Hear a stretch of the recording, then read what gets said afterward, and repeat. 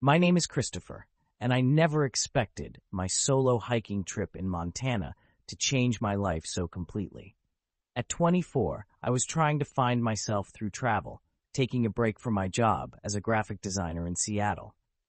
The mountains had always called to me, but that day in late September, they proved more challenging than I'd anticipated.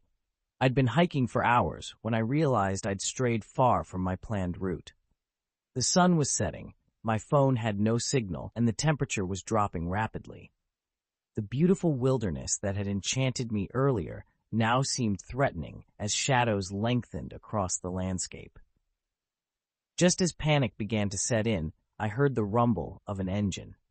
A black pickup truck appeared around the bend in the dirt road I'd stumbled onto. I waved frantically, and the truck slowed to a stop beside me.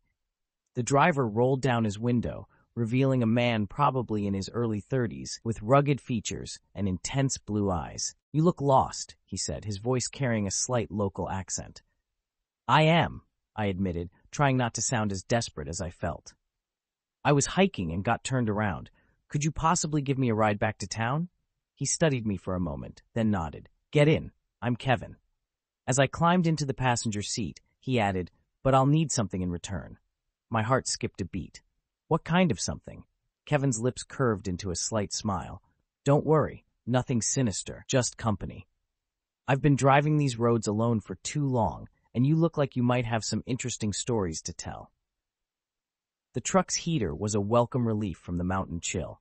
Kevin handled the winding roads with practiced ease, his strong hands confident on the steering wheel. As we drove, he asked about my hiking experience, my reason for being in Montana, my life back in Seattle. "A graphic designer," he mused when I told him my profession. "Creative type, then. Should have guessed from your camera." I glanced down at my expensive DSLR, grateful it had survived my misadventure. "What about you? What brings you out here so late?" "I deliver supplies to the remote lodges and camps in the area," he explained. "Just finished my last drop of the day when I found you. Lucky timing." There was something about his presence that both calmed and excited me. Maybe it was the way his voice seemed to fill the cab of the truck, or how his eyes would occasionally meet mine in the growing darkness, holding my gaze a moment longer than necessary. "You're staring," he said after once with a hint of amusement in his voice. I felt my face flush. "Sorry, thank you for helping me. I was pretty scared back there." "The mountains can be dangerous," he agreed. "Beautiful, but dangerous. Kind of like some people." The way he said it made my pulse quicken. We drove in silence for a while. The only sound, the rumble of the engine and the crunch of gravel under tires. I noticed we weren't heading toward the main town. "Where are we going?" I asked, trying to keep my voice casual. "My cabin," Kevin replied. "It's closer than town, and it's getting dark. You can warm up properly, get some food in you, and I'll drive you to town in the morning." He glanced at me. "Unless that makes you uncomfortable?" It should have made me uncomfortable. Everything I'd ever been taught about stranger danger screamed that this was a bad idea. But something in Kevin's steady presence, in the honest way he looked at me, made me trust him. "No," I said softly. "It doesn't make me uncomfortable." Kevin's cabin was tucked away in a small clearing, surrounded by towering pines. It was larger than I expected, built of solid logs with a wraparound porch. As we pulled up, motion sensor lights illuminated the front, and I could see smoke curling from the chimney. "Timer on the fireplace," he explained, catching my questioning look. "Keeps the place warm for when I get back." Inside, the cabin was a perfect blend of rustic and modern comfort. The main room had high ceilings with exposed beams, a large stone fireplace, and comfortable-looking furniture. The kitchen was surprisingly well-equipped, with granite countertops and stainless steel appliances. "This is beautiful," I said, taking in the space. "You built it yourself?" Kevin nodded, shrugging off his jacket. "Took 3 years. Worked on it between deliveries, every spare moment I had." He moved to the kitchen. "You should get out of those damp clothes. Bathroom's down the hall, first door on the right. I'll find you something dry to wear while I make us dinner." The bathroom was as impressive as the rest of the house, with a large walk-in shower and heated floors. I caught my reflection in the mirror. My dark hair was wine-tousled, my cheeks flushed from the cold, and something else I wasn't ready to name. When I emerged wearing the clothes Kevin had left for me, a soft flannel shirt and sweatpants that smelled faintly of him, I found him in the kitchen, cooking something that smelled amazing. "Hope you like elk stew," he said, stirring a pot on the stove. "Shot this one myself last season." "I've never had elk," I admitted, moving closer to watch him cook. "Then you're in for a treat." He turned to face me, and I suddenly realized how close we were standing. His eyes dropped to where his shirt hung loose on my smaller frame, and something darkened in his expression. "The clothes suit you." The air between us felt charged with possibility. I could feel the heat radiating from his body, smell the subtle mix of his cologne, and the wilderness that clung to him. Kevin broke the tension first, turning back to the stove. "Make yourself useful," he said, his voice slightly rougher than before. "There's wine in that cabinet. Red goes best with elk." Dinner was served at the rustic wooden table near the fireplace. The stew was rich and flavorful, and the wine loosened our tongues. Kevin told me about growing up in Montana, about learning to hunt and track from his father, about choosing the solitary life of a delivery driver over the corporate career his mother had wanted for him. "What about relationships?" I asked, emboldened by the wine. "Doesn't it get lonely out here?" He studied me over his wine glass. "Relationships are complicated in small towns when you're different." The way he said different made my heart race. "Different how?" Instead of answering, he stood and moved to tend the fire. The flames cast dancing shadows across his strong features as he added another log. "You know how," he said finally, not looking at me. "I think you knew from the moment I picked you up." I stood, drawn to him like a moth to flame. "Maybe I did." He turned then, and the intensity in his eyes took my breath away. "This isn't a game, Christopher. If you come closer, I won't be able to pretend this is just about giving you a ride home." "I don't want to pretend," I whispered, taking another step toward him. Kevin moved with surprising speed. One moment I was standing there, heart pounding. The next, I was pressed against the wall beside the fireplace, his body pinning me in place. His hand cupped my face, thumb tracing my lower lip. "Last chance to back out," he murmured, his face inches from mine. In response, I closed the distance between us, pressing my lips to his. The kiss started gentle but quickly turned hungry, years of Kevin's isolation and my own repressed desires fueling our passion. The kiss deepened, Kevin's hands moving to grip my hips as mine tangled in his hair. He tasted of wine and wilderness, and the slight scratch of his stubble against my skin sent shivers down my spine. When we finally broke apart, both breathing heavily, his eyes were dark with desire. "Been a long time since I've done this," he admitted, his voice rough. "Been even longer since I've wanted to this much." I tugged gently at his shirt. "Show me your bedroom." He led me up a wooden staircase to the cabin's loft. The space was dominated by a large bed with a heavy wooden frame, clearly handmade like much of the furniture downstairs. Through skylights in the sloped ceiling, I could see stars scattered across the Montana sky. Kevin's hands were gentle as he undressed me, treating me like something precious, even as his breathing betrayed his urgency. When his flannel shirt fell from my shoulders, he paused to look at me in the moonlight. "Beautiful," he murmured, pressing kisses along my collarbone. "So beautiful." Our first time together was a perfect blend of tender and passionate. Kevin was attentive and careful, reading my body's responses with the same skill he used to read the mountain trails. Afterward, as we lay tangled in his sheets, he held me close against his chest. "Stay," he whispered into my hair. "Not just tonight. Stay longer." I propped myself up to look at him. "How long?" "As long as you want." "I know it's crazy. We just met, but there's something here, Christopher. Something real." The rational part of my brain said this was insane. I had a job in Seattle, a life waiting for me. But lying there in Kevin's arms, watching the starlight play across his features, I couldn't imagine leaving.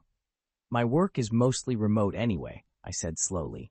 "I could stay a few weeks, see where this goes." His smile was like sunrise breaking over the mountains. "I'll clear some space in the closet tomorrow." The next few weeks felt like living in a dream. Kevin would leave early for his delivery routes, and I would spend my days working on my laptop, taking breaks to explore the area around the cabin with my camera.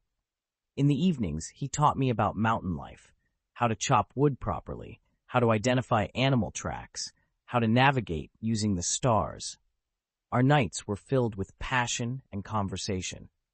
Kevin had a depth that surprised me, discussing everything from environmental conservation to classical literature. He'd been reading books on his long drives for years, educating himself while embracing his solitary lifestyle.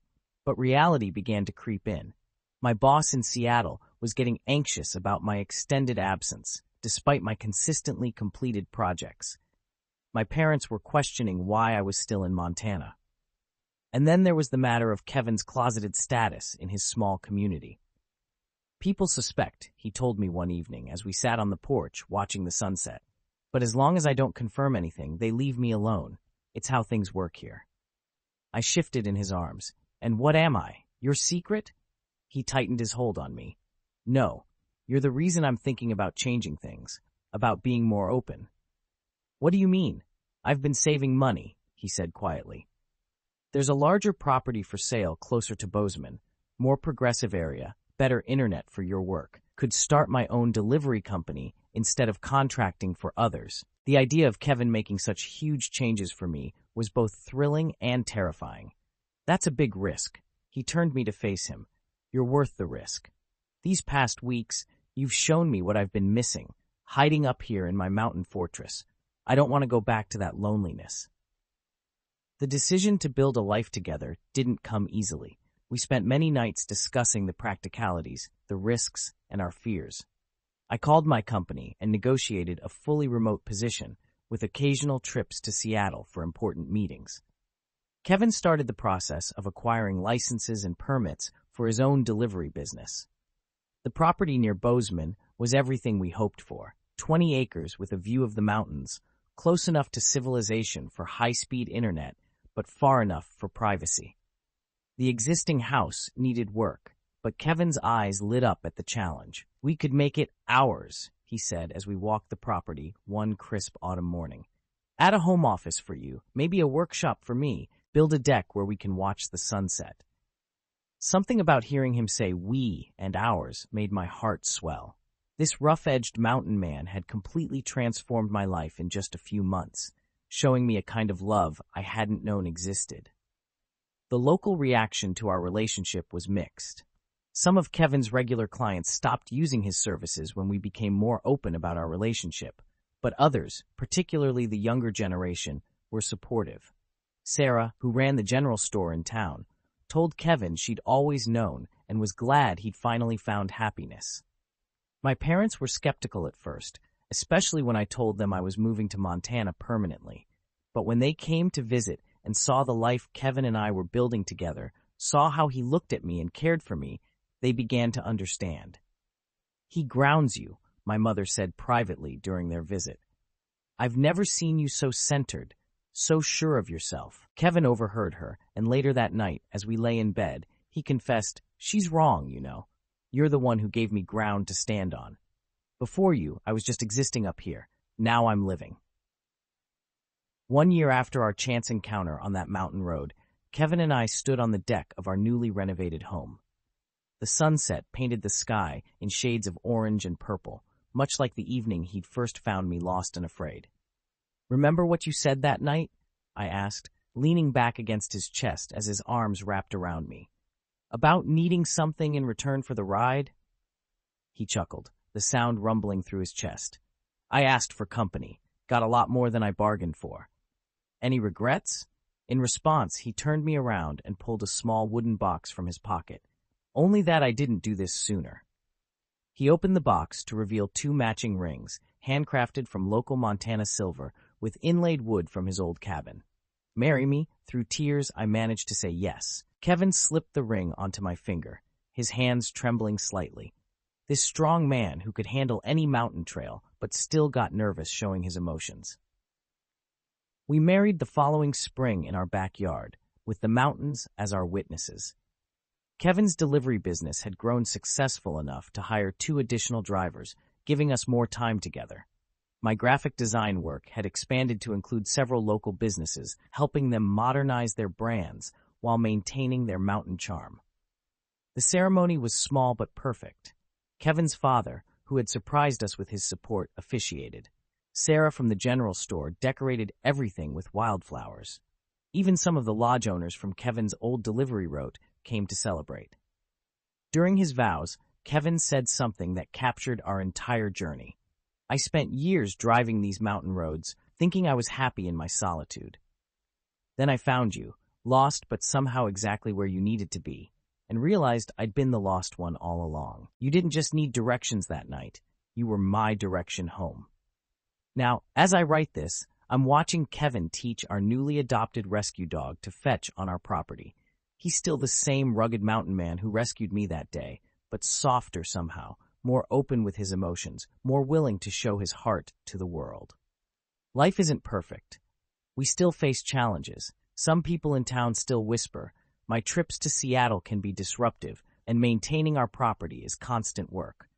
But every morning, when I wake up beside Kevin, feeling his strong arms around me and hearing his steady heartbeat, I know that getting lost that day was the best thing that ever happened to me. Sometimes the greatest journeys aren't marked on any map. Sometimes they start with a wrong turn, a helpful stranger, and a simple request for company. Kevin and I found our path together, and every day we build our life here in these mountains. I'm thankful for that moment of being lost that led me to being found.